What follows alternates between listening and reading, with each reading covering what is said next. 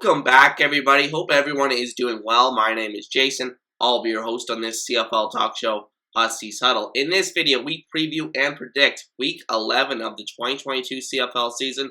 But really quickly before we get started, if you want to support the channel, as always, be sure to hit like and subscribe. And with that said, let's get started. So right off the bat, I wanted to mention that I dropped the ball on the community tabs for the games this week, so they will not be included as part of the predictions video this week, but we'll continue that next week when I get back on track a little bit with this channel. And with that said, let's get started talking about a very interesting Week 11 with a couple of really interesting matchups here, starting with Edmonton and Ottawa on Friday Night Football, first of a doubleheader on Friday night, and we had a doubleheader on Saturday night as well. The Ottawa Redblacks in this game are favored by 4.5 points at home. They're coming off a bye week. Edmonton coming off a very disappointing loss to Saskatchewan, where they had every opportunity to win.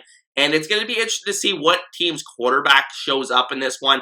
What one gets more consistency from a drive-to-drive perspective, because I think Taylor Cornelius has shown a lot of improvement this year, and Caleb Evans has had some good games this year, but it's the consistency with both of them is why that you can't say for sure that these two guys are really starting quarterbacks in the CFL as of right now, and it's going to be interesting to see what happens in this matchup. And they play back-to-back weeks here, so if a team, Edmonton or Ottawa, can win both of these matchups, they can propel themselves back into the playoff race. But if these games are a split, or this game goes the opposite direction for either of these teams, I think that is going to be kind of the death knell of their season so far, and I don't think they're going to be able to get back into the playoff race. So it's going to be interesting to see what happens. I went back and forth with who I was going to pick with this game, but ultimately I'm going to go with Ottawa to win this game 20-19. They're coming off a bye week, and they're at home, so those are two advantages that they have in their favor. I think Edmonton is very capable of winning this game. I believe they're undefeated so far against the East this season, 2-0 against the East this season, and it's going to be interesting to see if they can come in there and pick up a victory. But ultimately, I'm going to go with Ottawa to win this game. Should that extra week really help them? I really think it will, and at the end of the day, I think they'll get the win against the Elks. Now the second game of the week, which is between the BC Lions and the Saskatchewan Roughriders, with the BC Lions favored by 5 points on the road here. And I think the big matchup within this game, because obviously we saw this matchup a couple of weeks ago, Saskatchewan got off to a good start, but then BC just really turned on the Jets in the second half and really took advantage of Saskatchewan's injury situation and everything going on with that team right now. But I think a couple of weeks later now, Saskatchewan's in a better, healthier position, and I think especially on the defensive line, which is a big strength when healthy for the Rough Riders, they have gotten a couple of really key guys back. Obviously, the Garrett Marino return with all the controversy around him, but also Pete Roberson, who was leading the league in sacks. I believe he's still tied for the league lead in sacks despite missing several games this year. And it's going to be interesting to see if those guys can get to Dinkin Rourke in this game and get him off his rhythm, off his game early on in this game. And I think that is their best chance towards victory. I think Cody Fajardo also will have to play his best and most complete game of the season if they hope to win. Probably score about 30 points for this offense. I think that is how they're going to have to win, because they're not going to be able to keep this BC Lions offense down for the entire game. And ultimately, I don't know if Saskatchewan is going to be able to do it. I have BC winning this game 31-21. I think it will be a close game in the fourth quarter, but BC pulling away kind of like they did last time. But ultimately, I just think BC is much more explosive at this point than Saskatchewan. Even though this game is in Saskatchewan, I definitely could see it going either way, but at the end of the day, I think BC is just the better team right now, and that's why I'm picking them. Now moving on to the third game of the week between the Montreal Alouettes and the Hamilton Tiger Cats from Percival Molson Stadium in Montreal. And the Alouettes in this game are favored by 3 points here.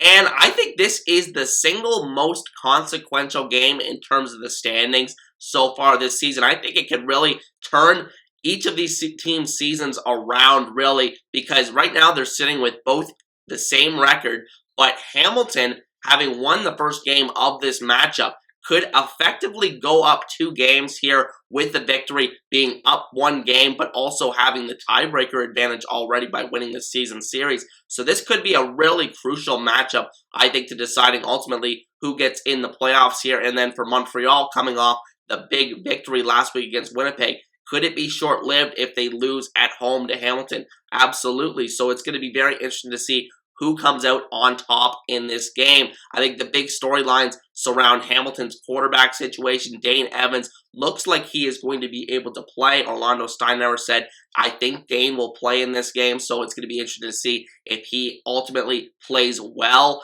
And Matthew Schultz, I do think we'll still see a healthy bit of him because he's going against his former team that kind of, he had a chance to be the guy there after Vernon Adams' injury last year, but they did not believe in him and brought in Trevor Harris. So it's going to be interesting to see how Matthew Schultz does against his former team and what offense ultimately is more consistent in this game. I think also Montreal's defensive line, who played excellent last week against Winnipeg, does it dominate Hamilton to the same degree it did last week? So I think that is really crucial to deciding who wins this game. I'm not too sure who I'm going to be taking, and I apologize for that sound. That is my email going off here in the background. But I am going to go with the Montreal Alouettes to win this game by the slimmest of margins, 25-22. I just think that being at home, that's just the little bit of margin of error that will give the Alouettes. I think this game is a little bit more important, like I said, because the tiebreaker situation. If Montreal loses, they lose the season series already to Hamilton. Hamilton, I think, could recover from this, but Montreal, this could be a devastating loss if they lose this game. So I think Montreal will ultimately pull it out, even though I definitely could see it going either way, and I really struggled with this prediction all week. And then finally, our last game of the week between the Calgary Stampeders visiting the Toronto Argonauts at BMO Field, with the Stampeders favored by 2.5 points here the last time I checked. And this is a critical bounce-back game for both teams. Both teams want to avoid losing 2 games in a row, both coming off very disappointing losses.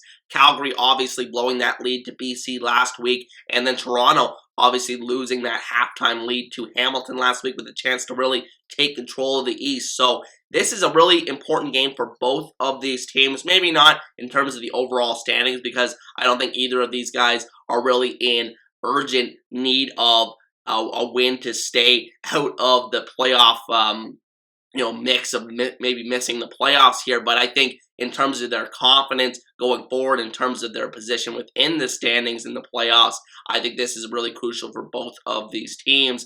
And so starting with the Calgary perspective in this game, I think Bo Levi Mitchell and that offense, I'm looking for those playmakers to play much better than they have so far this season. Reggie Begelton, Kamar Jordan, they're playing really poorly compared to their previous standards in the CFL. So I think these guys are capable of playing much better. Do they get back on track this week against Toronto? And then for the Argos perspective, I think it's not necessarily all about McLeod Bethel-Thompson, even though people like to make it about him. I think that he's played pretty well this year. He's avoided the really terrible games, but I think that the overall team around him has to play better. They have to scheme up better usage for the receivers on offense, maybe not lean as heavily on Brandon Banks. Obviously, the Andrew Harris injury as well, out for this season. I think that could be really crucial for this offense.